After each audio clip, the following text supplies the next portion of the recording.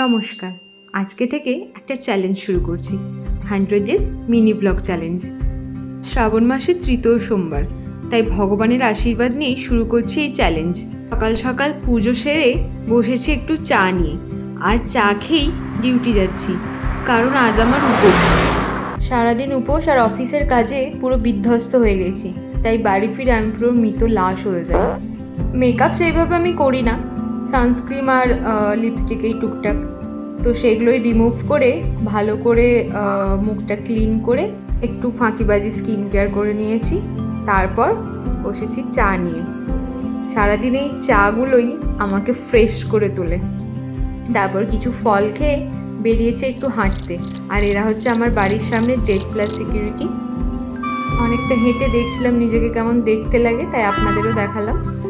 আর বাড়ি এসে রান্না করে রাতের খাবার খেয়ে ঘুমিয়ে পড়েছি। টাটা।